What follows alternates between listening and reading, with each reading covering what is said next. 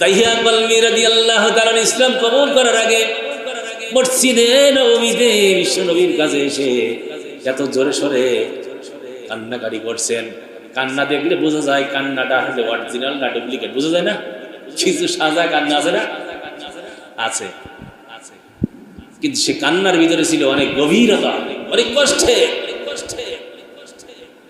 বিশ্বনবী সাল্লাল্লাহু আলাইহি সাল্লাম বললেন, কি হয়েছে? বলে, আমি জীবনে এমন পাপ করেছি যে পাপ আল্লাহ আমাকে ক্ষমা করবে না।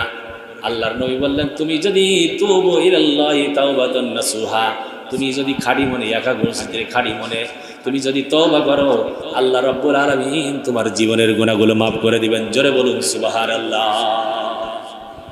তারপরে কান্নাকাটি কেন?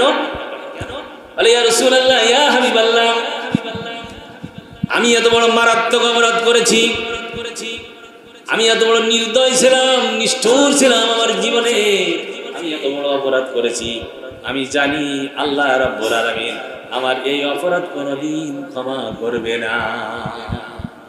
বর্ণনা দিলেন কি?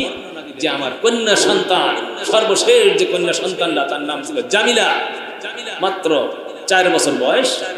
এরকম বয়সের কন্যা সন্তানকে আমি জীবিত কবর দিয়েছি নিজে হাতে। অনেক লম্বা বর্ণনা, সেদিকে যাচ্ছি না। আমি আপনাদেরকে বোঝানোর চেষ্টা করছি যে বিশ্বনবী সাল্লাল্লাহু আলাইহি সাল্লামের যারা অমুসলিম ইসলাম কবুল করেছে, যারা কলেমা পড়ে মুসলমান হয়েছে, যারা ইল্লাল্লাযীনা আমানু, আল্লাহ বলেছেন আমার প্রতি বিশ্বাস স্থাপন করবে। বিশ্বাসটা কেমন? শুধু লা ইলাহা ইল্লাল্লাহ মুহাম্মাদুর রাসূলুল্লাহ, এর নাম বিশ্বাস। এটা হচ্ছে মুখে স্বীকার করা এবং বাস্তবে সেটা ময়দানে নিজের জীবনে বাস্তবায়ন করা, এটারই নাম হলো বিশ্বাস।